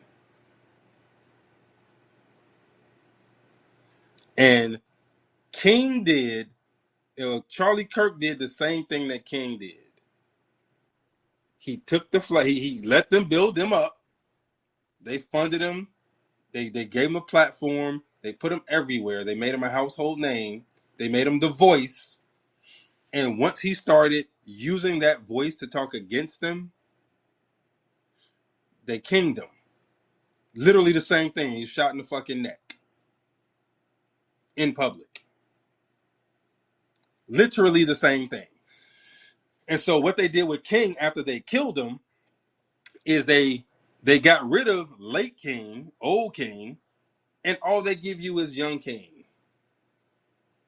And they'll have you believe that he led a boy. Dude, if you listen to them, King led a bus boycott. Then he did some marches in Selma. Then he did the "I Have a Dream" speech, and then he got killed. Like they had you thinking this motherfucker, like his reign was like a good 4-5 year run, and that was it. He ain't died till he was like 38.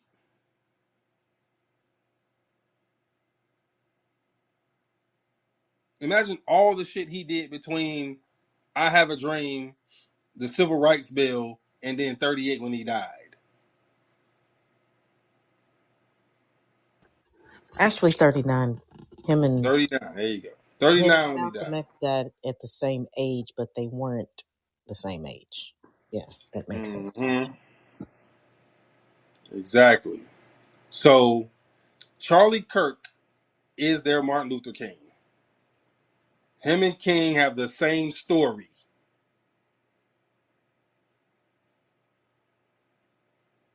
Him and King got the same fucking story. That's what I said. I said that on Friday. I was like, yo, this is their king. This is their Martin Luther King. Charlie Kirk and Martin Luther King have the exact same story. And just like clockwork, I think it was yesterday or the day before, the Charlie Kirk show went live on air,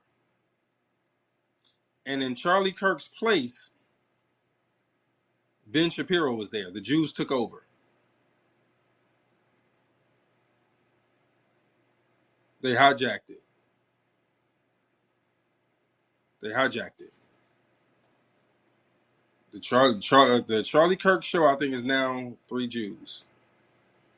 Ben Shapiro was sitting there, right? So I'm willing to bet you that Turning Point gets hijacked. Like it's already hijacked, but it's going full fledged back pro Zionist. Tucker Carlson is no longer. I bet you he won't be a Turning Point next year. I bet you Dave Smith won't be a Turning Point next year, right? Because remember, that's what they didn't like about it. They allowed open discussion about Israel, and they didn't like that shit. So yeah, there you go. So that's King. All right, we're starting to see the pattern. We got the pattern. We good to go. We getting there. Um, In the same year, 1968, the guy whose brother went to war with communism and the Zionists. So remember JFK went to war with them? His brother was killed while he was running for president. Same year as Martin Luther King. King and Kennedy got killed the same year. What do y'all think RFK Chappaquiddick was or about to something do? like that. Are you talking about accident in Chappaquiddick? Huh? Is that the Chappaquiddick thing? No, Chappaquiddick is Ted Kennedy. Oh, okay, okay. Yeah. No, Robert Kennedy was JFK's he was the attorney general. They call Bobby Kennedy the pit bull. Bobby Kennedy was going crazy on organized crime. And when they shot JFK, Bobby was like, I got you. Bobby was about to win the presidency. Bobby was about to win the presidency. And once he won, he was going to exact vengeance. So he was a pit bull as the attorney general. Imagine him as the president. He was going to exact hellfire. It was going to be hellfire and brimstone. And so, um, he was waiting in the kitchen to give a speech, and Sirhan, an Iranian dude who had been MK Ultra'd. The story is that Sirhan shot him.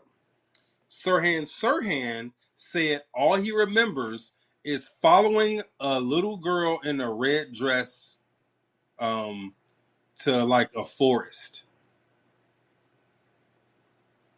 He said all he remembers is following a girl in the red dress into like the forest. And next thing you know, he was being tackled. And he had a gun in his hand. And so he was MK Ultra.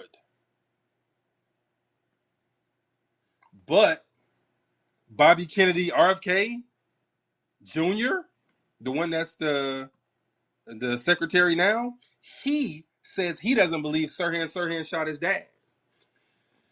The entry wound for his dad came from the back where the security detail was. Secret Service was behind him.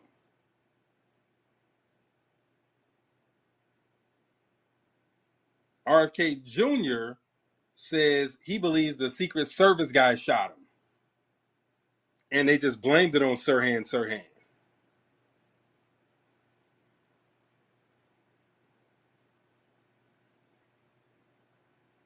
And so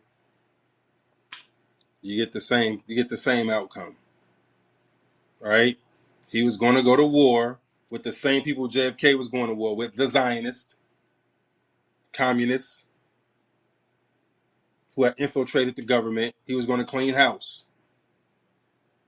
And so they fucking shot him. Would you say, Rodney, the first time you heard about MK Ultra was Zoolander the movie? Yo, that's hilarious. Okay. And so that's RFK, 1968. Now, the Zionists have definitely been busy since 1968. But I couldn't think of, from in the 80s, I couldn't think of too many. So after 68, you had Nixon, who they framed for Watergate because Nixon, and when I do the McCarthy hearings, I'm gonna play y'all some Nixon audio. I played it before, where Nixon talks about how, yo, it's too many Jews in key places in the government. You can't trust them. He literally sounded like the Tsar Nicholas II. He like, yo, we got too many Jews around here. We got to get some of these people out of here. Like, yeah, you can't trust them. They're shifty. So people always talk about how Nixon was racist against black people too. But when you listen to it, Nixon says, he's like, yeah, blacks, they let you know when they're upset, right? When they get upset, they march, they protest, they tell you what the problem is. Jews, no, you can't trust them. I was like, hey, yo, Nixon was going crazy. I'm like, what the fuck? So that's Nixon. So when I play when we do the McCarthy hearings, I'm gonna play some Nixon audio for y'all. The problem is the Nixon audio is so fucking.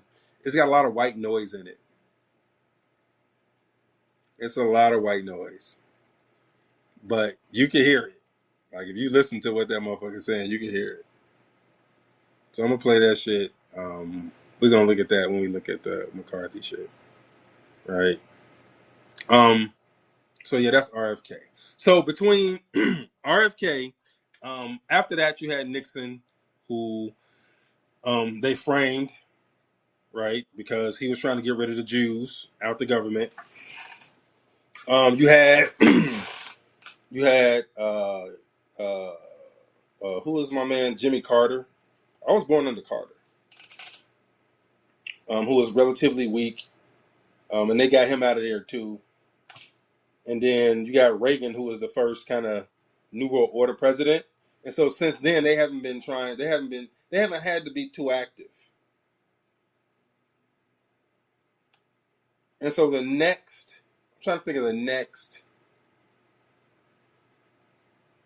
outright non-war assassination, I think would be Muammar Gaddafi in 2011. All right.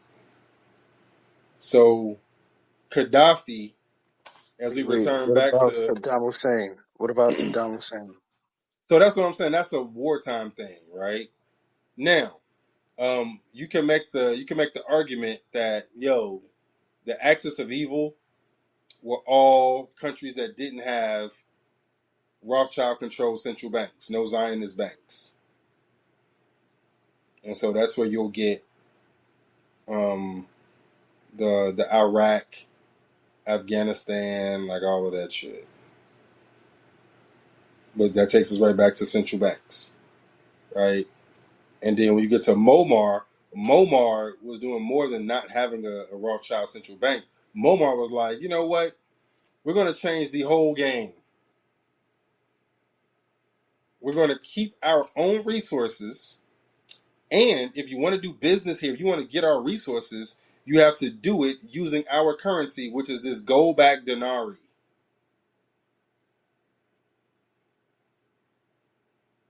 All right. So Momar was unifying all the African leaders and getting everybody on board with using the gold denarii, which effectively ends the central bank because everybody has to go to Africa for their resources. And so if you got to do business there, then you got to use the reserve currency, the denarii. And so your central bank is cooked. Your central bank is cooked.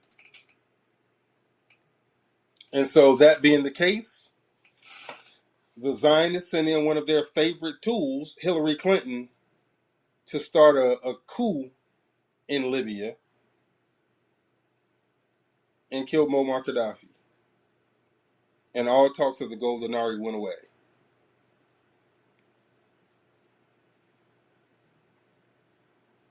All right. So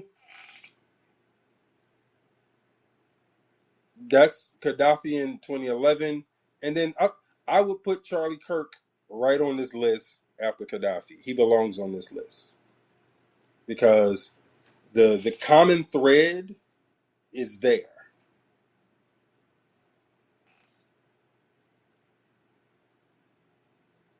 Yeah, Obama was president when Hillary was Secretary of State, bro. You right. So Charlie Kirk to me goes on this list. He's one of the people that he crossed the wrong people because the people that he crossed, when you look at their history, what do? They kill you. When you try to run off, they kill you and they hijack your image. And so you're going to start seeing Charlie Kirk with yarmulkes on. You're going to see AI images of Charlie Kirk in Israel hugging the flag. It's going to be great. They're about to hijack his whole image, his name and likeness, his NIL deal. They're going to hijack it and remind everybody that Charlie Kirk was pro-Israel. He was a Zionist. Watch, all right? And now they were offering people during COVID too. Those like what the Haitian, the Um, African, the yeah. So Chinese. that's tangential, right? That's a tangential connection. It is connected, but it's tangential. You know what I mean? What you say, Rodney? Do I think his wife will live long? Yeah, because she got two kids and she's easily controllable. She can be threatened. You know what I'm saying? Women, yo, they not built for that. You threaten them, you know what I mean? Not even them, their kids. Like, hey, something happen to your kids, they gonna chill. She gonna sit her ass down. Um, she's angry right now, and so I think, you know, in a couple of months, somebody gonna talk to her, and she gonna relax. She gonna keep taking the money, and she gonna raise her kids. That's So what I what do think. you think gonna happen with Candace Owens then? Because she, Um, I think Candace is in it for blood. They'll just end up canceling her. Remember, she's not. They didn't build her platform when they kicked her off of when Shapiro kicked her off. Like she ain't go with too much of shit, right? She didn't take the a large amount of swag, so she had to kick it into high gear. Because, dude, ever since she left there, she's been a different person. yeah, yeah, Like you can mark like Candace Owens with her getting fired as a line of demarcation. When she was on the day was a Daily Wire, like she was way more subdued and controlled. When they fired her, she went crazy.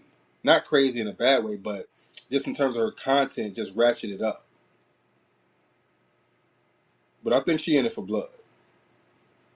yeah, yeah. You know what I'm saying? Charlie Kirk's wife, she's not in it.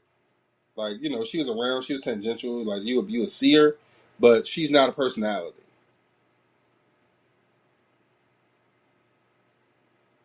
They Yeah. just canceled Yeah. Jimmy So, Kimmel's show because apparently he said something about Charlie Kirk.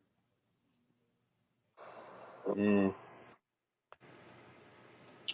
what's that, bro? Oh, I thought somebody was gonna say something. So yeah, um, one of the things when I look, uh, like this is that analogy about, you know, seven blind people all standing around the elephant, touching different parts of it. Each of them is describing like a part of the elephant, but nobody you can't see the whole picture, right? Like, there's not one person there with eyes to say, hey, that's an elephant. Y'all are describing different shit, but it's all one elephant. That's what I think about when I look at a lot of these events, right?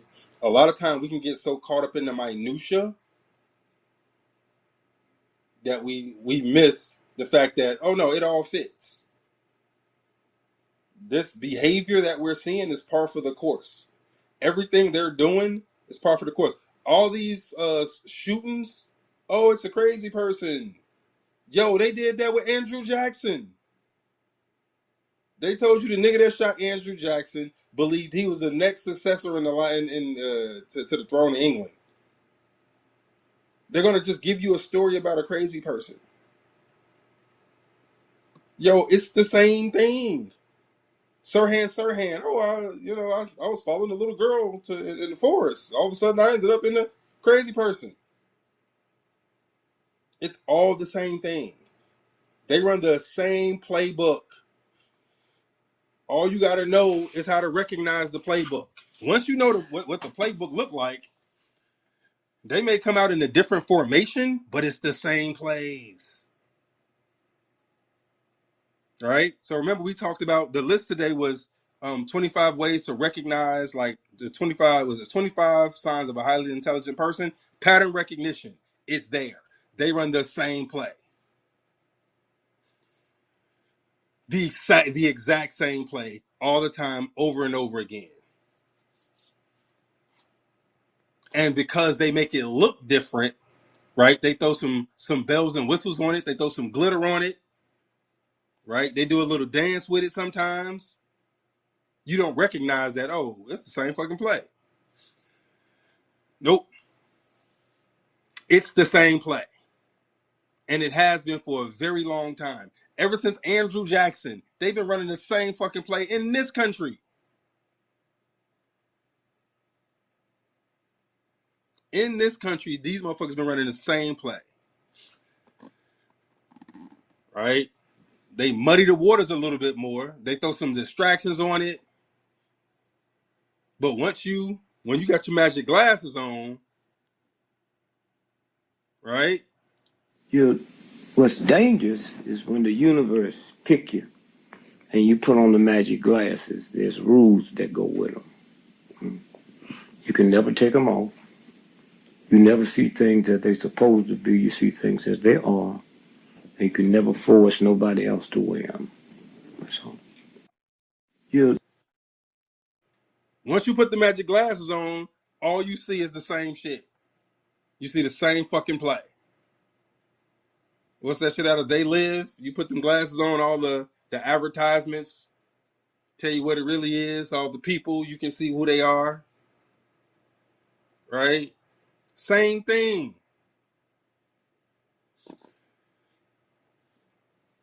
So when we looking at events, the first thing you got to do is step back and realize that all that shit you seeing up close is meant to distract you.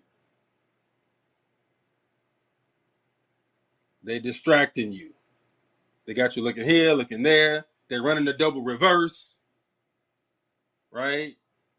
Doing some tap dancing, shut off a sparkler at the same time, let some balloons go, right? It's a whole lot of shit to cover up for the fact that, no, they're just gonna run the ball.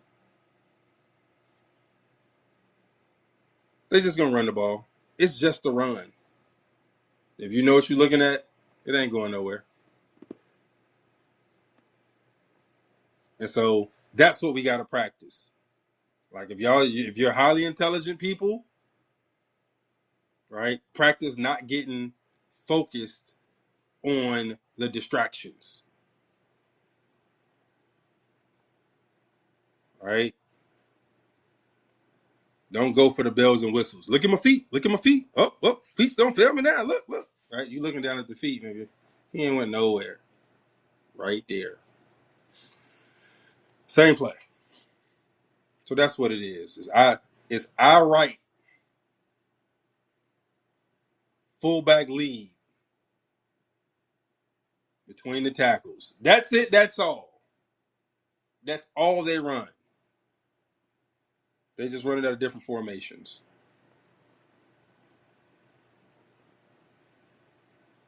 You know what I'm saying? So doing events like this, no matter what's happening, like this is what I be thinking. Which play is this?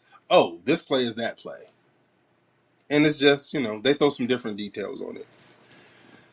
It's kind of like the Anatoly Fomenko thing when he talks about how they invented history, right? They took a story and then they just kind of changed up some details, right? They changed the name, they changed the date, they changed what they were wearing, but essentially it's the same story, and people don't be recognizing the shit. Same story. You know what I'm saying? So that's all I wanted to remind you guys.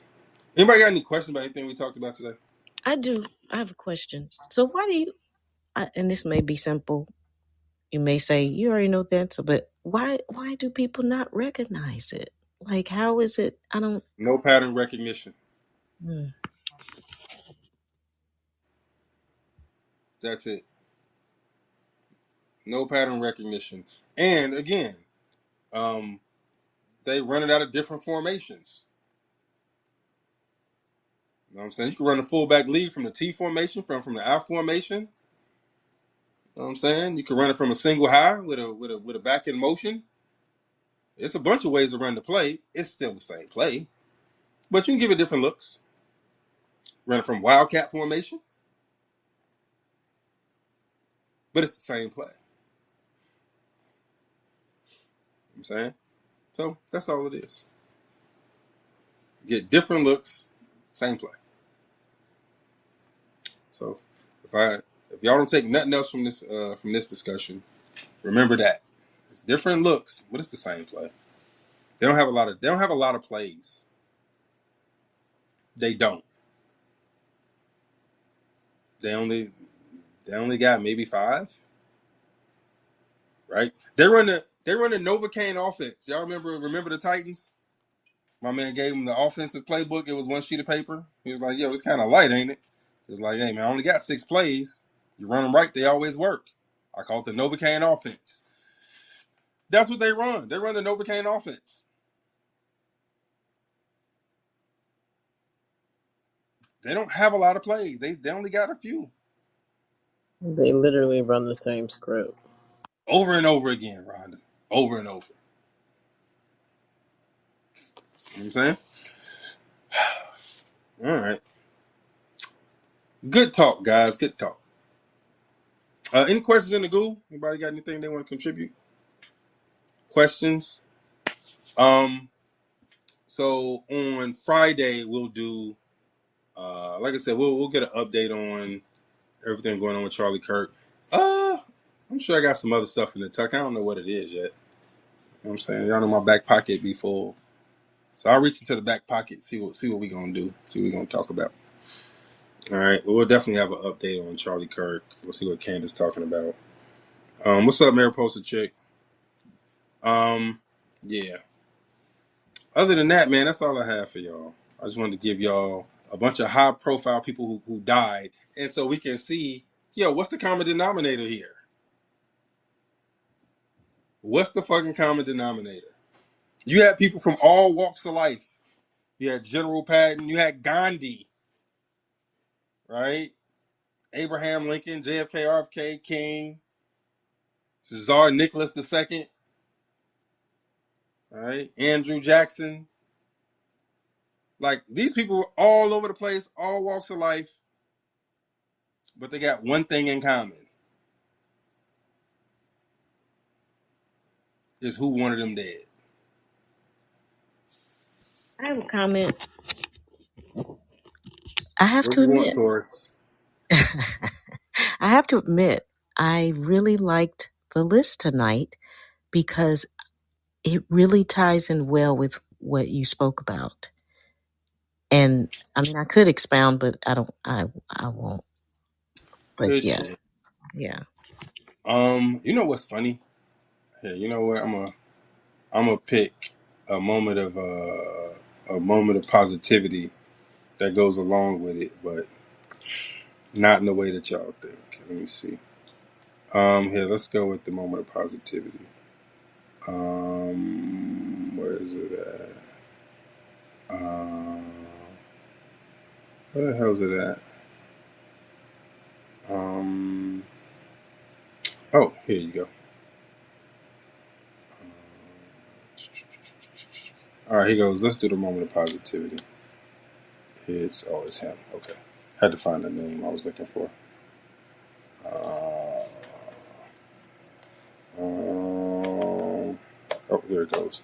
Here goes your moment of positivity, guys. A man with few friends or no circle at all, that's someone you don't want to cross. He's learned through tough experiences that quality always beats quantity. He doesn't need a crowd to feel strong.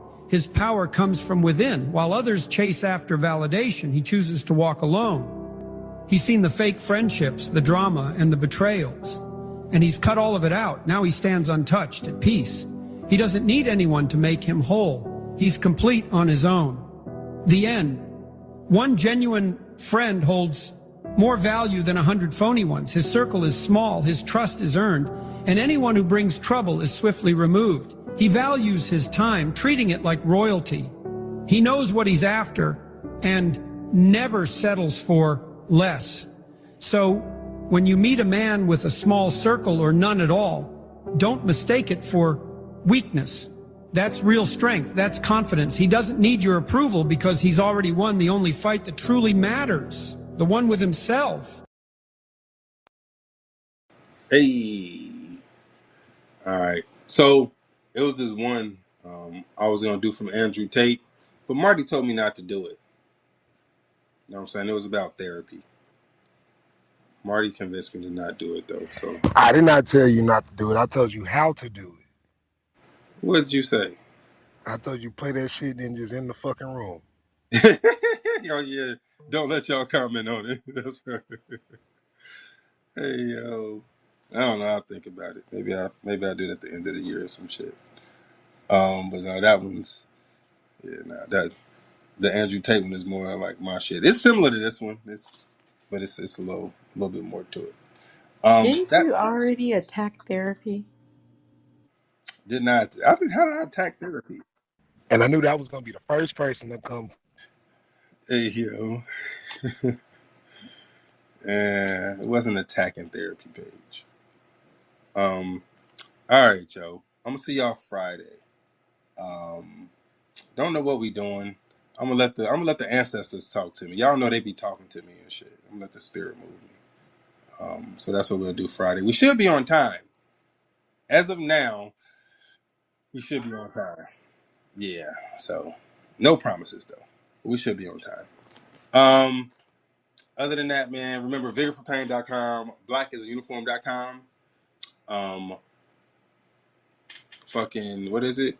Oh, Conspiracy University on TikTok and on IG, and Conspiracy University the podcast. I'm gonna see y'all Friday, man. We up out this joint. Peace. Thanks for coming to the cookout, but you need the right gear. Blackisauniform.com, you can get it right here. We talk flat earth and mud floods. You might hear about the dome. No matter the topic, you just need something with the shield on. Blackisauniform.com, where conspiracy analysts are at home. Blackisauniform.com, where conspiracy analysts are at home. Vigor Sport is love and light in a bottle, a CBD infused salve that rids the body of pain, arthritis, carpal tunnel, and muscle aches. There's no job too great for Vigor Sport. Headaches, muscle spasms, and menstrual cramps are a thing of the past. Vigor Sport is the Swiss Army knife of your medicine cabinet. Order your jar today at vigorforpain.com.